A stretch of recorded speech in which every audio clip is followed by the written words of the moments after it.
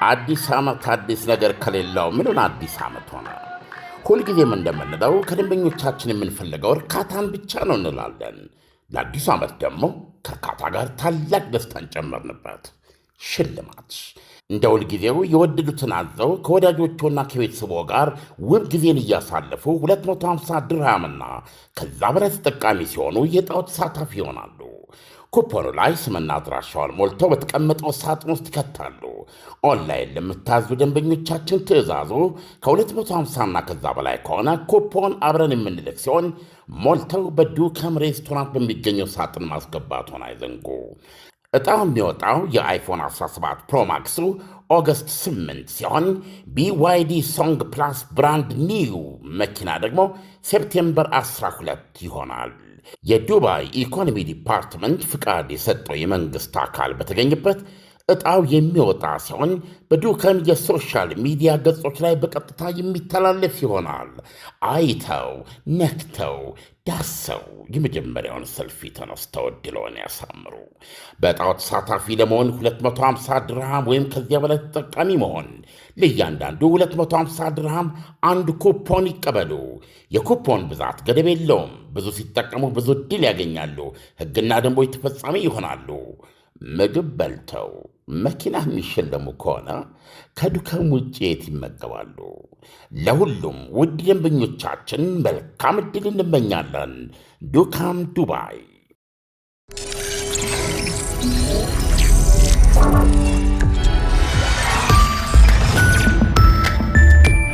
ጤና ይስጥልኝ። ይህ አዋዜ ነው። አዳዲስ መረጃዎች ደርሰውናል። በላይ በቀለ ነኝ። በደቡብ አፍሪካም የተቀሰቀሰውና ማርች ኤንድ ማርች በተባሉ የሀገር ውስጥ የጸረ ስደተኛ ንቅናቄዎች የተመራው መጠነ ሰፊ ሰልፍ በሀገሪቱ ላይ ከፍተኛ ውጥረት ፈጥሯል።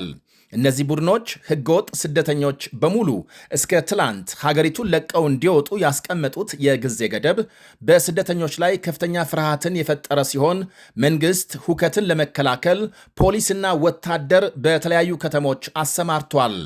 ይህ በደቡብ አፍሪካ የሚታየው የጸረ ስደተኞች ስሜት ግን የአንድ ቀን ክስተት ሳይሆን የረጅም ጊዜ ታሪክ አለው። በደቡብ አፍሪካ የውጭ ዜጎች ጥላቻና ጥቃት መልክ እየያዘ የመጣው ሀገሪቱ ከአፓርታይድ ስርዓት ነፃ ከወጣችበት ከ1994 እንደ ፈረንጆቹ አቆጣጠር ማግስት ጀምሮ ነው። አፓርታይድ ሲያበቃም ደቡብ አፍሪካ ለሌሎች አፍሪካውያን ክፍት ሆነች። ነገር ግን በነፃነቱ ብዙም ለውጥ ያላገኘውና በድህነት ውስጥ የነበረው ጥቁር የደቡብ አፍሪካ ማህበረሰብ ከጎረቤት ሀገራት እንደ ሞዛምቢክ፣ ዚምባብዌ የሚመጡ ስደተኞችን እንደ ተቀናቃኝ ማየት ጀመረ።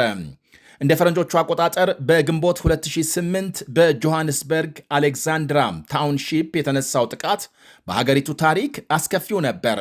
በወቅቱ 62 ሰዎች የተገደሉ ሲሆን በ10 ሺዎች የሚቆጠሩ ስደተኞች ተፈናቅለዋል።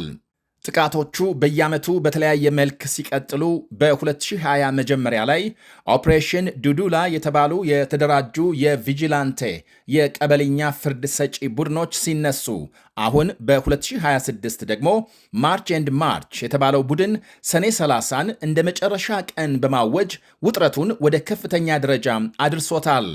የደቡብ አፍሪካውያን ቁጣ በስደተኞች ላይ የሚነጣጠረው በዘር ልዩነት ሳይሆን በጥልቅ ማኅበራዊና ኢኮኖሚያዊ ቀውሶች ምክንያት እንደሆነ ይወሳል። በአሁኑ ወቅት በደቡብ አፍሪካ የሥራ አጥነት መጠን 30 በመቶ አካባቢ መድረሱ ሲነገር፣ በተለይ በወጣቱ ዘንድ የሥራ አጥነት እጅግ የከፋ ነው። የሀገሩ ተወላጆች ስደተኞች ዝቅተኛ ደሞዝ እየተቀበሉ የሥራ ዕድላችንን ቀምተውናል፣ የንግድ ቦታዎችንም ተቆጣጥረዋል የሚል እምነት አላቸው። ደቡብ አፍሪካውያን ለዓመታት በአፓርታይድ ስርዓት ምክንያት ከቀረው ዓለም ተነጥለው መኖራቸው እኛና እነሱ የሚል የሥነ ልቦና ክፍተት ተፈጥሮባቸዋል። ይህም ከሰሜን አቅጣጫ የሚመጡ ጥቁር አፍሪካውያንን እንደ ባዕድና የሀብት ተካፋይ አድርገው እንዲመለከቱ አድርጓቸዋል። በደቡብ አፍሪካ ከተሞች የሚታየው ከፍተኛ የወንጀል መጠን፣ የእጽ ዝውውር፣ ዝርፊያም እንዲሁም ደግሞ እንደ ጤና፣ ውሃ፣ መኖሪያ ቤት ያሉ ማህበራዊ አገልግሎቶች እጥረት በስደተኞች ምክንያት እንደተፈጠረ ተደርጎ ይታያል። ስደተኞች በህገወጥ መንገድ እየገቡ የመንግስትን አገልግሎት አጨናንቀዋል የሚል ቅሬታም አለ። ይሄ የጸረ ስደተኛ ስሜት በሀገሪቱ ውስጥ በሚኖሩ የውጭ ዜጎች ላይ እጅግ አስከፊ ሰብአዊ ቀውስ እያስከተለ ይገኛል። ከዋነኛ ተጎጂዎች መካከል ደግሞ የኢትዮጵያ፣ ማላዊ፣ ዚምባብዌ እና የሞዛምቢክ ዜጎች የሚገኙ ሲሆን የጥቃት ቀነቀጠሮ በተቀመጠባቸው በእነዚህ ሳምንታት ውስጥ በርካታ የውጭ ዜጎች ሲገደሉ፣ በሺዎች የሚቆጠሩ በኤምባሲዎችና በቤተ ክርስቲያናት ተጠልለዋል። እንደ ማላዊ፣ ናይጄሪያና ኡጋንዳ ያሉ ሀገራት ዜጎቻቸውን በፈቃደኝነት እያወጡ ናቸው። በደቡብ አፍሪካ በተለይ በጆሃንስበርግ፣ ደርባንና ኬፕታውን ታውንሺፕ በሚባሉ ሰፈሮች በርካታ ቁጥር ያላቸው ኢትዮጵያውያን ሱቆችና ትናንሽ ንግዶች ሲኖሯቸው እነዚህ ንግዶች ሁልጊዜም የዘረፋ የቃጠሎና የጥቃት ቀዳሚ ኢላማዎች ናቸው። ሕጋዊ ዜጎች ጭምር ምንም እንኳን የሰልፉ አስተባባሪዎች ሕገወጥ ስደተኞችን ብቻ ነው የምንቃወመው ቢሉም በተግባር ግን ጥቃቱ ሰነድ ያላቸውንና ሕጋዊ የሆኑ የውጭ ዜጎችንም እያካተተ ነው ይባላል። በደቡብ አፍሪካ የሚገኘው የኢትዮጵያ ኤምባሲ ሰልፉንና የጸረ ስደተኛ ቡድኖችን የጊዜ ገደብ ተከትሎ በሀገሪቱ ለሚኖሩ ኢትዮጵያውያን ተከታታይ የአስቸኳይ ጊዜ መመሪያዎችንና የጥንቃቄ መልእክቶችን በማስተላለፍ ላይ ይገኛል። ኤምባሲው ጥቃቶችና ሰልፎች በብዛት በሚስተዋሉባቸው ታውንሺፕ በሚባሉ ዝቅተኛ ገቢ ያላቸው ሰፈሮችና የከተማ መሃል አካባቢዎች የሚኖሩ ዜጎች እንቅስቃሴያቸውን እንዲገድቡ አሳስቧል። በተለይ ከፍተኛ ስጋት ባለባቸው ቀጠናዎች የንግድ ሱቆች ያሏቸው ኢትዮጵያውያን ውጥረቱ እስኪረግብ ሱቆቻቸውን እንዲዘጉና በምሽት ከመንቀሳቀስ እንዲቆጠቡ መክሯል። በአደባባይ ወይም በየመንገዱ በቡድን ሆነው አለመቆምና ከተወላጆች ጋር ወደ ጸብ ከሚያመሩ ንግግሮች መታቀብ እንዳለባቸው አሳስበዋል። ውጥረት በሚፈጠርበት ጊዜ ዜጎች በቀጥታ ከኤምባሲው ጋር እንዲገናኙ አስቸኳይ ጊዜ ስልክ መስመሮችንም ይፋ አድርጓል። ኤምባሲው ዲፕሎማሲያዊ መዋቅሩን በመጠቀም ከደቡብ አፍሪካ መንግስት ጋር ንግግር እያካሄደ እንደሚገኝም አመልክቷል። በደቡብ አፍሪካ ካሉ የኢትዮጵያውያን ማኅበራት፣ የሃይማኖት ተቋማትና የአካባቢው አስተባባሪዎች ጋር የጠበቀ ግንኙነትም ፈጥሯል።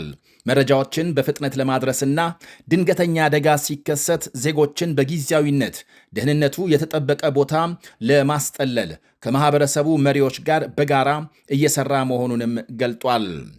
ወደ ሌላ ዜና ስናልፍ ፕሬዝዳንት ዶናልድ ትራምፕ በጊዜያዊ ቪዛ ማለትም በጉብኝት፣ በሕክምና ወይም በትምህርት ወደ አሜሪካ ገብተው የሚወልዷቸው ልጆች የሀገሪቱን ዜግነት በቀጥታ እንዳያገኙ ለማገድ ያዘጋጁት አወዛጋቢ የሕግ ማሻሻያ ዕቅድ በአሜሪካ ከፍተኛ ፍርድ ቤት ውድቅ መደረጉ ተነገረ።